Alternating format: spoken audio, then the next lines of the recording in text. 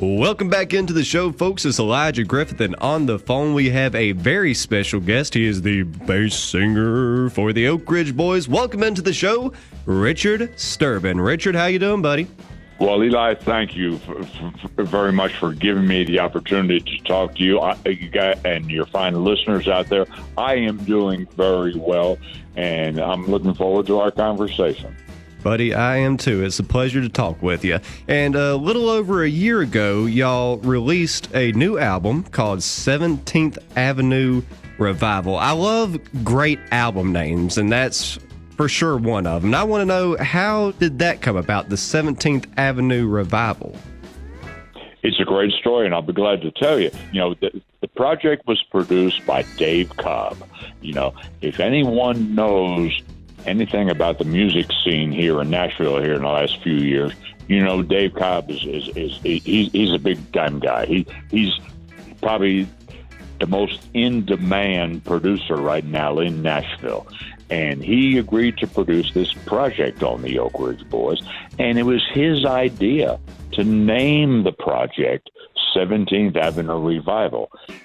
The project was recorded at probably the most historic recording studio in Nashville, RCA Studio A.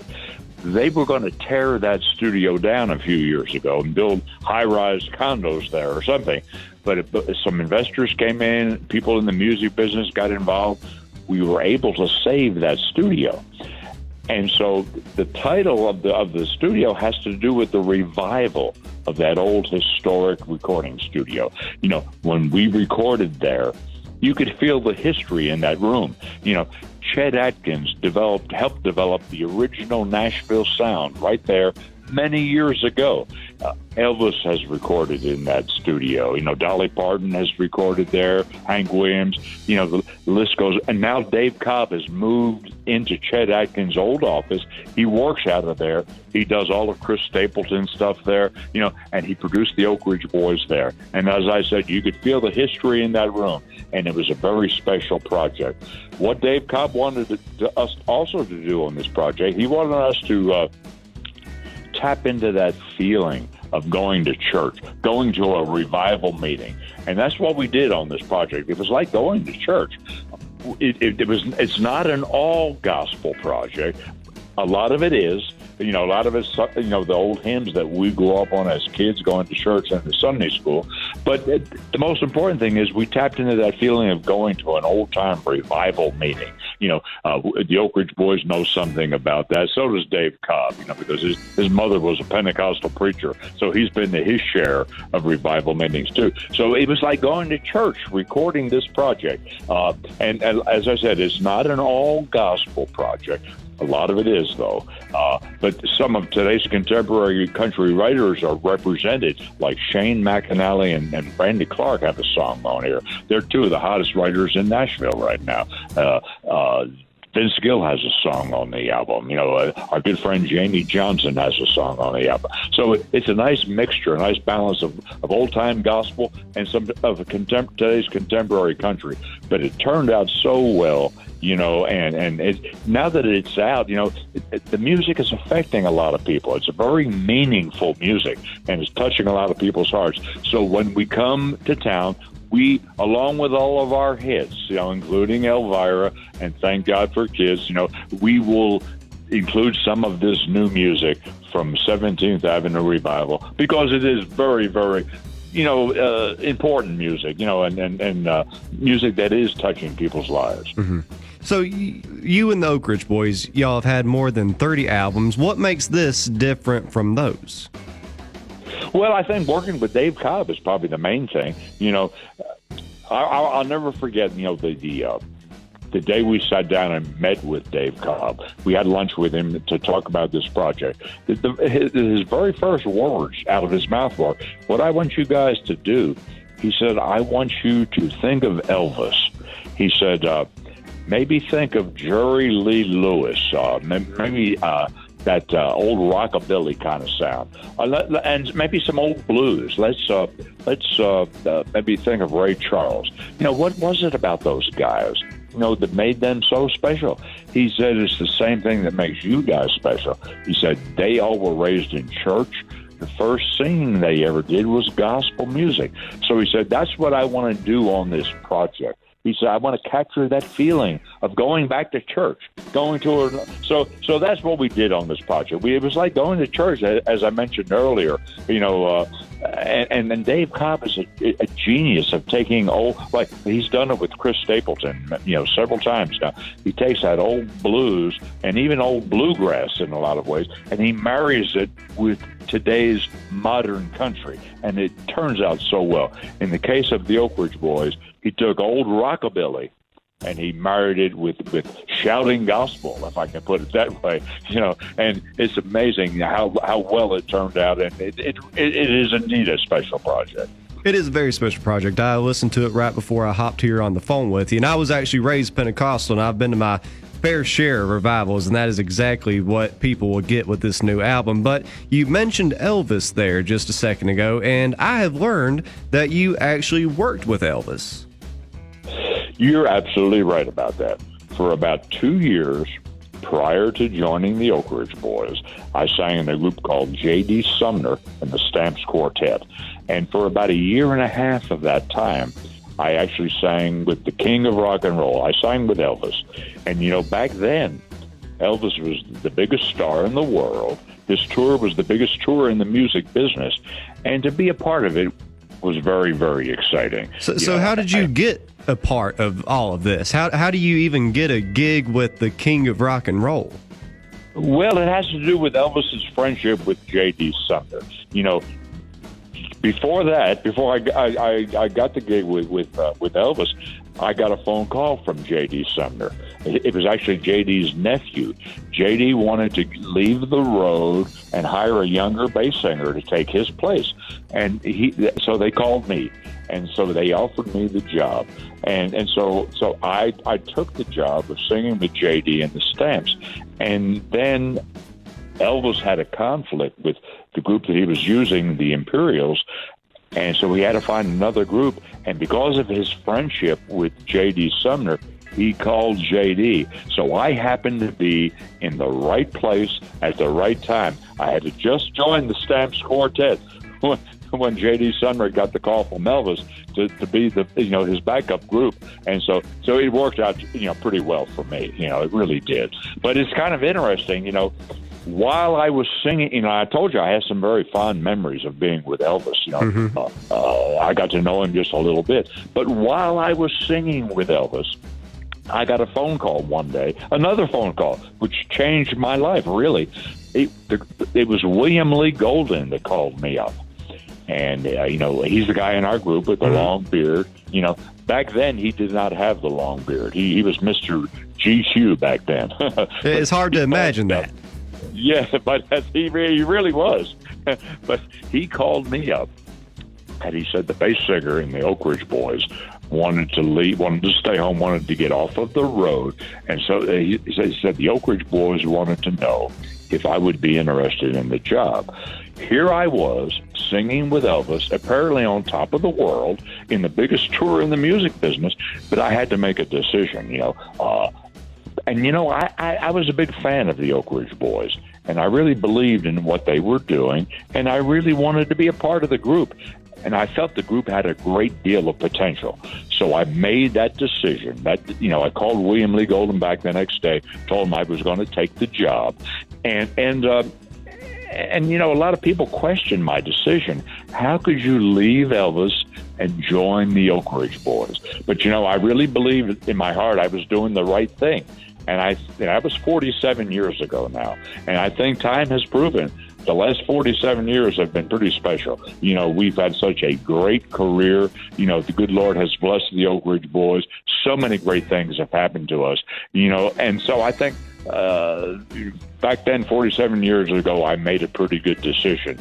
I think it all culminated about 3.5 years ago when we were inducted into the Country Music Hall of Fame. What a special thing for the Oak Ridge Boys. Elvis is in the Country Music Hall of Fame. I never dreamed back when I was singing with Elvis years ago that someday I would be in the same Hall of Fame with him. But I am today, and all the Oak Ridge Boys. We are in the same Hall of Fame with Elvis, with Johnny Cash, with George Jones and Merle Haggard and Dolly Parton. The list goes on and on and on.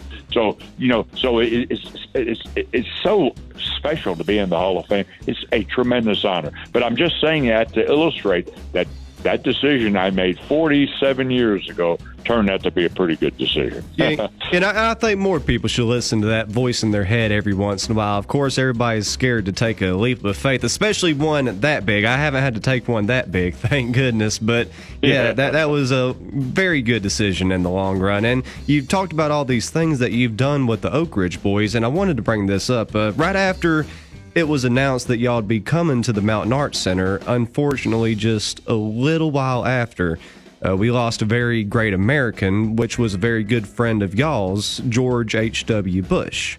And I was watching the news that day, and I seen that y'all were attending the funeral, and y'all were singing one of his favorite songs, Amazing Grace. And you've worked with Elvis, you've worked with Johnny Cash, all these great people. But how does a friendship with the President of the United States start? Well, it is a great story. I'll try to make it as short and as quick as possible. We first met George Bush when he was the Vice President of the United States under President Ronald Reagan. President Reagan invited the Oak Ridge Boys to sing at the Congressional Barbecue on the lawn of the White House.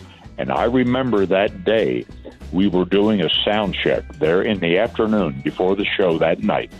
While we were doing the sound check on the stage there, set up on the lawn of the White House, we saw this little entourage of men walking towards the stage.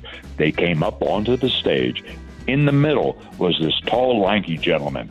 He introduced himself to us as Vice President George Bush.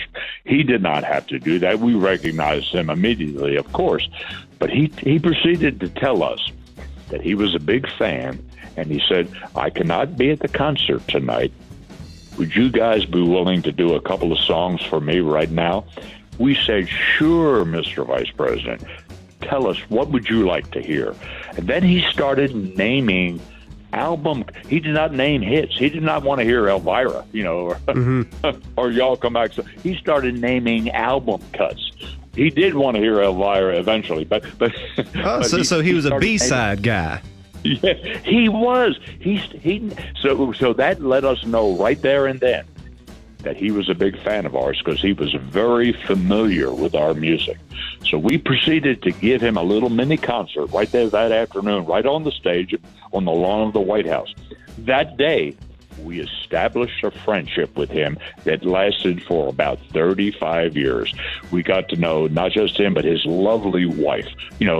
What a wonderful person, Barbara Bush. They were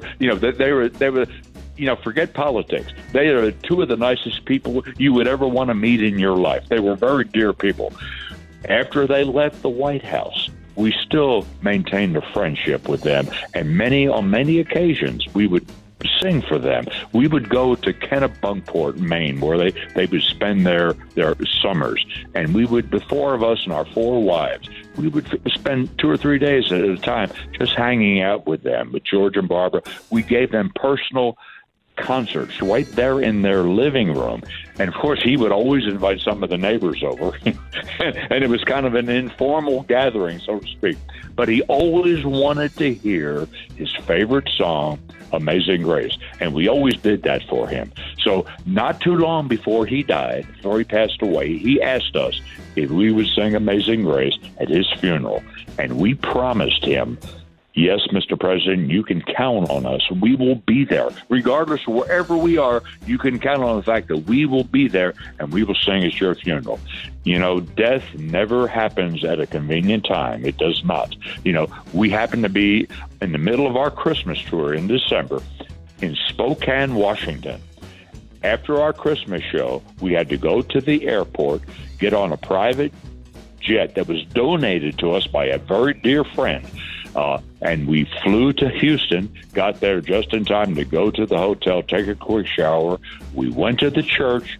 We visited briefly with George W. Bush and Jeb Bush, President Bush's sons. They both thanked us for doing this for their father.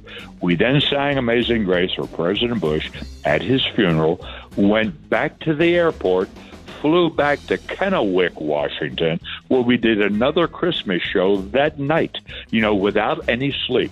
We never missed a show, but the most important thing is we were able to keep our promise to President Bush. He always taught us to do the right thing, and we knew that was the right thing to do. I think the good Lord gave us strength to be able to pull that whole thing off without any sleep. It was a tremendous honor, a very emotional experience, but we were so honored we were able to do it. Yeah, and that's a great story about a great man. And just like the new song on y'all's new album, there is a brand new star in heaven tonight. That is such a meaningful song. And since, here in the last year since we've been performing that song on stage, it has been very meaningful to a lot of people, including us. Especially after President Bush died, that was such a meaningful song to the four of us. And just before, it almost got kind of lost in the news because President Bush died. But just a few days before he died, our good friend Roy Clark passed away. Mm-hmm. And the same thing can be said about our good friend Roy. He's a brand new star shining up in heaven tonight. So the song has not only been meaningful to our fans who listen to it, but it's been meaningful to the four of us as we have sung that song. What a great song. One of the best songs you'll ever hear about someone dying and going to heaven. Yeah, I mean, that's another thing I was going to say. I seen a comment. One of y'all made the happiest song about death you'll ever hear. Well, you're right. That song was written by two young fellas. I told you that the project was produced by Dave Cobb. Mm-hmm. And Dave, what a genius he is. But he knew the two writers of the song are good friends of his. He introduced us to these two young guys. They played this song for us, and we figured, wow, what a great song. And I remember the day we were recording the song. And we had a little break in the recording session, and both of these young guys, I can't think of their names, I'm sorry right now, the two young fellas in their 20s, Joe Bonzo, our tenor singer, he went up to one of the guys doing the break in the recording session. He said, that is the happiest sounding song that I think we have ever heard about somebody dying. And this kid was very serious, in a very deadpan way. He said back to Joe, he said, well, that is the point. They were very serious about this song. And, and for those of us that believe in Jesus, we believe there is an afterlife. This song is very, very meaningful. It really is. Yeah, it's a great song, and the entire album is great. But, I mean, y'all have put out more than 30 albums. You've been a group for more than 40 years. What's in the future for the Oak Ridge Boys? I'm glad that you are asking that question because first of all, we do not plan to retire anytime soon. We plan to continue working. We plan to continue touring as long as the good Lord above continues to allow the four Oak Ridge Boys to experience good health. We're going to continue doing this because it's what we love doing. And we plan to continue recording. We found out here not that long ago that our record label was so happy with this latest project, they wanted us to do another project. They not have only agreed to do another project, but they've agreed to also now do another Christmas album on the Oak Ridge Boys. And Dave Cobb has also agreed to produce both of these projects. So we are going to have to get in line and wait our turn because Dave Cobb is in such demand.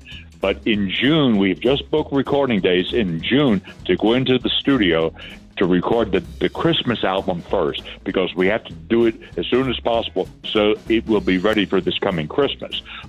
So we're going to do a new Christmas album and then later on in the year, another regular album produced by Dave Cobb. We're so excited about the prospects of doing both of these projects. Dave Cobb has taken us down some very special roads musically. We cannot wait to work with him again and see what kind of roads he's going to take us down in the future. But we're excited about the prospects now of doing two more albums with him. Well, Richard, that's great to hear. I'm always going to be looking forward to anything that you do. I'm looking forward to the show this Friday night. So what can people expect there? Let me speak for all the Oak Ridge boys. Tell you, we're looking forward to coming your way. We plan to have a great time. We're going to do our best to make it a great night. We're going to do Elvira, of course. You know, you're going to hear me do Giddy Up, Own Papa, Mau Mau. We're going to do Thank God for Kids, Y'all Come Back Slow. We're going to do a lot of our hits. We're going to do some of this new music from 17th Avenue Revival. Just in general, we're going to have a great night of good country music, good family entertainment. So make your plans. Come on out. Spend some time with the Oak Ridge boys. Well, Richard, like I said, we are really looking forward to it. It is a sold-out show, so I'm sure it's going to be an incredible night. But, buddy, I want to thank you so much for taking the time out of your day to speak with us. It's been my pleasure. Well, thank you, my friend. When you promote the fact that we're coming to town, you help us, and we do not take that lightly. We appreciate it very much. So thank you, my friend.